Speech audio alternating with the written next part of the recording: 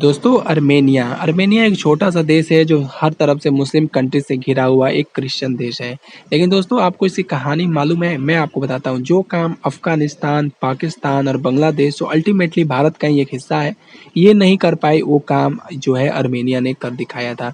दोस्तों आज अर्मेनिया पर जो है युद्ध के बादल जो है मंडरा रहे हैं क्योंकि अज़रबैजान जो इसकी ज़मीन को हड़पना चाहता है, इसके लिए भारत इसकी मदद करने को तैयार है क्योंकि अज़रबैजान जो है आजकल पाकिस्तान का हिमायती बना हुआ है।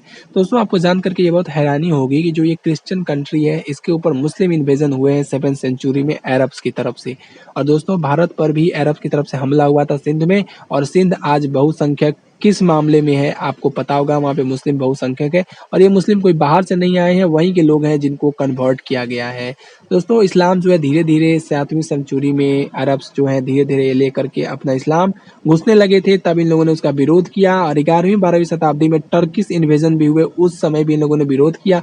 उसके बाद सफ़ाविद डायनेस्टी, अफसानाइद डायनेस्टी में भी अर्मेनिया के अंदर जो है इस्लाम को बढ़ाने की कोशिश की और यहाँ पे इनसे कहा कि या तो इस्लाम अपना लो या फिर सारे मारे जाएंगे। इन लोगों ने इस्लाम को अपनाने से खारिज कर दिया और अपना जो पहचान है, एक क्रिश्चियन आइडेंटिटी है, उसके साथ इन लोगों ने सर्वाइव किया था। क्योंकि इसके ऊपर दबाव बनाए जाने के बावजूद भी इन लोगों ने ये काम किया। और भारत में अब देखिए कि अफगानिस्तान में हम पीछे हटे, उसी के साथ-साथ बलूचिस्तान, सिंध से भी, खैबर पख्तूनख्वा, हर जगह से हम पीछे हटे हैं, बांग्लादेश से भी पीछे हटे, जो आज बांग्लादेश है। ये बांग्लादेश क्या है? सब के सब भारत का हिस्सा थे और आज जो यहाँ के लोग एथनिसिटी है वो भी इंडियन एथनिसिटी ही है।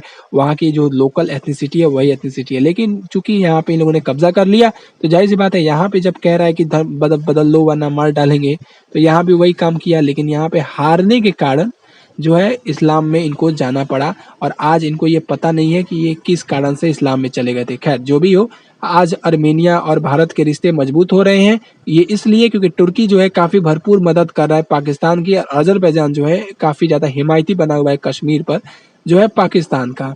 इसलिए भारत और अर्मेनिया ने एरेवन के साथ अपने संबंधों का तेजी से विस्तार करना जारी रखा। न केवल नवीनतम भारतीय सैन्य हार्डवेयर प्राप्त करने में अपनी गहरी रुचि बरकरार रखी, बल्कि चंद्रयान-3 मिशन की सफलता के बाद अंतरिक्ष उद्योग के क्षेत्र में संभावित संयुक्त परियोजनाओं की खोज भी जारी रखी थी। दोस्तों आपको जानकर के ये हैरानी होगी कि चंद्रमा पर चंद्रयान-3 मिशन की सफल लैंडिंग पर बधाई देते हुए उपरोक्त के ढांचे के भीतर हमने अंतरिक्ष उद्योग के क्षेत्र में संभावित संयुक्त परियोजनाओं के कार्यान्वयन पर चर्चा की। अर्मेनिया की सुरक्षा परिषद के सचिव ने एनएसए डोभाल के साथ बैठक के बाद अपने फेसबुक पोस्ट पर लिखा कि दोनों शीर्ष अधिकारी पिछले साल नवंबर में भी मिले थे, जब गिरगिरियन में एनएसए डोभाल से मिलने के लिए नई दिल्ली की यात्रा की थी और दोनों देशों के बीच सुरक्षा क्षेत्र में हुए समझौतों को तेजी से कार्यान्वयन पर बातचीत की जा रही है। दोस्तों भारत जो है अर्मेनिया को वेपन्स भी सप्लाई कर रहा है और इसी के साथ साथ अब जो है स्पेस कोलैबोरेशन पर भी बातचीत की जा रही है। अर्मेनिया जो है भारत के साथ अपने संबंधों को काफी तेजी से मजबूत कर रहा है क्योंकि तुर्की और पाकिस्तान जो है अजरबैजान को भरपूर समर्थन दे रहे हैं। तो एरेवन जो है नई दिल्ली के साथ एक मजबूत रणनीतिक साझेदारी बनाने के लिए उत्सुक रहा है।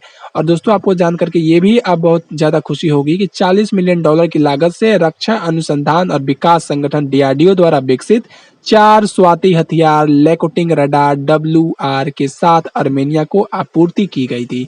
तब से स्वदेशी रूप से विकसित पिनाका एक्सीडेंटेड रेंज जो है मल्टी बैरल रॉकेट लॉन्चर और laser guided anti tank guided missile से लेकर के नई पीढ़ी की आकाश एनर्जी मिसाइल तक निकोल पिसियंस के नेतृत्व वाली सरकार ने गहरी दिलचस्पी दिखाई है भारत से नवीनतम रक्षा उपकरण प्राप्त करने में।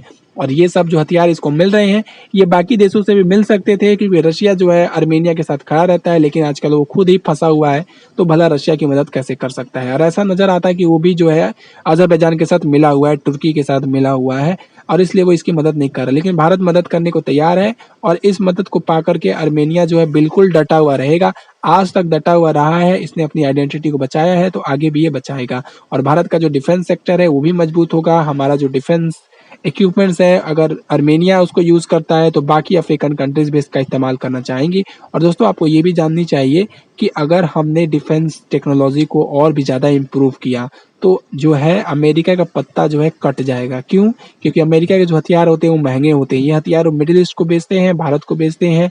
लेकिन अगर हम जो है हमारे हथियार सस्ते में और अच्छा हथियार बेचना शुरू करें, चाइना ने अपने हथियार बेचने की कोशिश की। चाइना के जो हथियार है 3rd क्लास के हैं, चले तो चांद तक नहीं तो शाम तक।